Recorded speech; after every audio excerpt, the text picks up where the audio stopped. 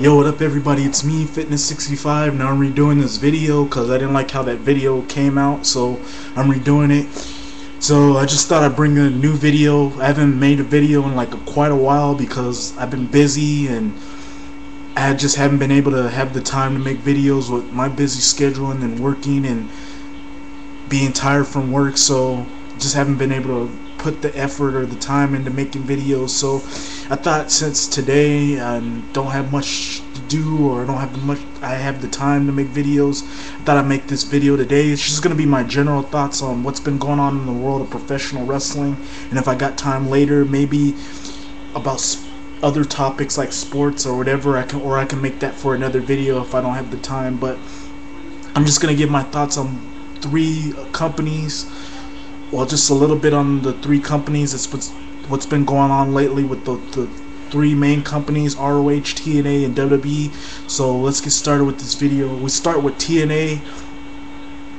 I haven't been watching that much of TNA, but from what I've seen on the spoilers and stuff, on what people have been saying about the impacts, TNA has just been getting bad lately. I mean, some of their top guys who were the homegrown talent that they had, like Samoa Joe and AJ Styles, those guys are getting de-pushed, and guys like Jeff Jarrett and other guys like that are getting pushed. And then of course there was the Jeff Hardy heel turn, which happened like a month or two ago, which kind of was dumb, but at the same time they were doing that to sort of make a change or kind of do something new by turning Jeff Hardy heel. I mean, it was kind of a bad idea to turn one of the most over guys in TNA, sort of turn him into a heel. I mean, there was lots of options of guys who they could have turned heel to be a part of like Kurt Angle or Mr. Anderson or whoever they were wanted to turn heel, but they went with Jeff Hardy, and now it's just kind of like a bad move. But I mean, it has been kind of coming into its own a little bit, but it still just doesn't feel right turning Jeff Hardy heel. But we'll have to see where they go along with this, with that whole Vase storyline, even though it's been like a month or two since it's happened. But yeah, that's what's been happening. Of course, the Knockouts division is still bad, but it is improving with Katie Lee Burchill getting into the fray pretty soon, and then Mickie James coming to TNA, and then of course you have Angelina Love, who is a decent worker, and then you got Tara. But they need to start bringing more women in to sort of jumpstart that division, because that division is just sort of taking a down, sort of going more down before, like when they had Gail Kim and Awesome Kong. When they lost them, that's when it was going down, and it's going even more down. So they need to start bringing more women who can actually wrestle and kind of jumpstart that division back up. But we'll have to wait and see. But TNA's just been getting bad lately, from the bad booking, the bad writing, the bad storylines. Just hasn't been improving, and it's a shame because this company is more better than that. And if they just get rid of Russo and stop doing all this silly stuff and the stuff that's been taking place in TNA, then this company will start improving a little bit, and get back to what it was before Hogan, Bischoff, and Russo started doing more of the writing. But that won't change, and it's just going to be the same thing over and over again, and pretty soon this company won't be around much, and then all we got to rely on more is WWE and maybe the indies. For many of you who are fans of indie wrestling like I am, we got to rely on those two things, and we don't want to see a company like TNA die, but the way it's going now, it's not far from there. And then speaking of ROH, just to talk about a little bit of ROH has been getting better lately. I mean, the tag team division is sort of still lacking, but it is sort of improving. And of course you have the world title picture with Roderick Strong and then Christopher Daniels and Homicide. Be interesting to see what they do with that. And also, for some of you who were watching ROH on HDNet, I mean, on YouTube, they took what's his name's channel down. I'm pretty sure most of you know that already. And now it's kind of sucks now because it's gonna be kind of hard to find ROH on HDNet on the streams and stuff like that. And even if you do find it on the stream, I mean, the chances of you getting a virus or something happening in your computer is like a 95-99% chance. And many people don't want to take that chance. But if they want to see good wrestling, you got to take that chance. I mean, ROH is good wrestling. ROH on HDNet has been improving the last couple weeks when I was watching it on YouTube, and it was getting better, and things were sort of starting to come onto its own. And now with it not being on YouTube, many people are gonna have a hard time trying to follow it, or people who don't like using streams are gonna have to find some kind of way to watch it, or watch it at a friend's house or something like that, and it's gonna be kind of hard to do. But I just wish ROH, when it took ROH Brazil's channel down, because watching ROH on HDNet on YouTube was kind of good, and it was interesting to see where things were going, and you could follow the storylines more easier, and it was just real easy to follow ROH. And now it's kind of gonna be hard to follow it more with streams and other stuff like that. So it sucks, but now we gotta find some kind of alternative to watch ROH on HDNet for some of us who don't have ROH on. I mean, for some of us who don't have HDNet or don't have HDNet in our area. And then getting to the big thing about WWE.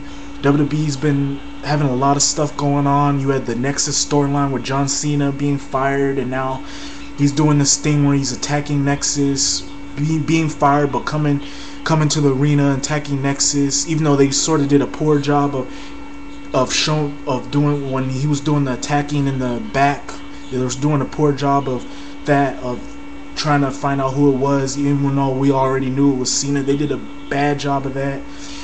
And like I said, it's going to be interesting to see where the storyline goes. We all know that John Cena is going to be a part of the Royal Rumble. We all know that he's going to have a match down the line with Wade Barrett at one of the big pay-per-views. So let's see where they go with this storyline. Or maybe it just might be something that might get John Cena off TV for a while to sort of take a break, because the guy sort of needs a break, because the guy's been on TV for the longest time, and the WWE needs to give this guy a break and focus more on other guys. But let's see what they do with that. And then the other thing that happened before I get to the main topic of what's been going on in WWE is Sheamus won the King of the Ring. Well, WWE brought the King of the Ring back, and it was a pretty good tournament, and Sheamus ended up winning. A lot of people were complaining about Sheamus winning. I sort of have a problem with it. I mean, don't have a problem with it, but kind of do, as they had three guys that they could have had win the King of the Ring and sort of build up, but instead they ended up giving the King of the Ring to Sheamus, a guy who sort of didn't need it, a guy who didn't really need to be King of the Ring, because he's already a main eventer. He already proved himself. He can get a title shot anytime he wants, and it's just a tournament that he didn't need to win. But the WWE decided to give it to him instead of giving it to a guy like Alberto Del Rio, who his character really fits the King of the Ring, and they could have did something with it and ran with it and sort of did the whole King Alberto Del Rio type of thing. They could have gave it to John Morrison to sort of build his character up and do something with him, and then push him into the main event and push him into a program with The Miz. They could have given it to somebody like Cody Rhodes or somebody else like that, but they gave it to Sheamus. But like I said, I don't have a problem with it, sort of do, but at the same time, I kind of understand now, because they're setting up that program with him and Triple H to see who the real king is between those two. So, I mean, I guess it makes sense, but still, they could have gave it to two other guys who sort of needed that build and that gimmick win to sort of help their character evolve in the WWE and get that push they so rightfully deserved. And yeah, Kofi Kingston too. So yeah, don't like that idea, but at the same time I kind of do, and it sort of does make sense. So let's see what they do with that when Triple H returns. And then the main topic, The Miz ended up winning the title. I'm sure many of you already know this. I don't have a problem with The Miz being WWE champion, because it's something new, something fresh. You got a new guy who's holding the belt instead of the same guys that you usually see hold the belt, like a Triple H or a John Cena or Randy Orton. I mean, you got someone new and fresh holding the WWE title, and it's gonna be something exciting to see. You get new matches with him as WWE champion. Although, like what McKellen85 said about the Raw roster, I mean, it's kind of thin, and you don't have many guys who could sort of be jumped into that main event level that can challenge him for the title, because the only main guys you got are Triple H, John Cena, and Randy Orton, and you don't have that other guy that's on the other level. You do have 3 or 4 talented guys, but like what McKellen85 said in his video, the WWE just treats them sort of as jokes, and they use those guys to put the big name stars over instead of building those guys and putting them in the main event scene. So be interesting to see what challengers they give to him, if they do give him a pretty long run, which I doubt they will, because in my humble opinion and many others, he'll probably end up losing the belt at the next pay-per-view or at the Royal Rumble, but we'll have to wait and see what happens with that. But I don't have a problem with Miz being WWE champion. I mean, the guy worked his ass off. He's been with the company for 4 or 5 years, and I mean, it's his reward for being with the company for so long and putting in the hard work. That's his reward, and I'm happy for the Miz. And it just goes to show you never give up on your dream and work hard, and good things will always happen to you if you put all the work and time into getting what you want. And you're gonna always get what you want if you put all the work and time into it instead of just complaining and whining about it. And that's what the Miz did, and now he's WWE champion. And of course there's a lot of people complaining, saying that he's a bad wrestler and he shouldn't be the WWE champion, and he's gonna have bad matches, when they haven't been watching some of his matches this year and last year and the year before. The guy's been putting on good matches. Like, some of his matches haven't been like 5 or 4-star quality matches, but they've been pretty good, entertaining matches for what they were, and they weren't boring matches like the Kane versus Undertaker matchup, which they had in the last 2 pay-per-views. Those matches were boring, put people to sleep, had people turn the pay-per-view off, and sort of dragged the pay-per-view and made it worse than it already had no right to be. And then the Edge, and he was putting on better matches. He was putting on matches that were better than Edge versus Kane, like that Edge versus Kane match at Survivor Series, and the Sheamus versus Randy Orton. He was putting on better matches than that. So you can't tell me this guy is a bad worker. Is putting on bad matches than those guys, because his matches have been entertaining compared to all those other matches that I've been mentioning, because those matches were just plain boring and put a lot of people to sleep. But yeah, I love that. Like, getting to what I was saying, love the idea of Miz being champion, something fresh, something new. Even though he's gonna end up probably dropping it at the next pay-per-view or at the Royal Rumble, it's still good and nice to see somebody like new hold the WWE title instead of the same person hold it like 3 or 4 times during the span of a couple months. I mean, it's just nice not seeing somebody like that get the title like that, hold on to the title or get the title back like that, instead of someone new who should be holding it like the Miz or John Morrison or somebody like that. But yeah, that's pretty much my video. Wanted to get my thoughts on the general view and general thoughts of wrestling, and my thoughts on the 3 companies, TNA, ROH, and the WWE. Just wanted to give my thoughts of what's been going on, King of the Ring and everything else. Hopefully you enjoyed the video. You can give me your positive comments at the bottom.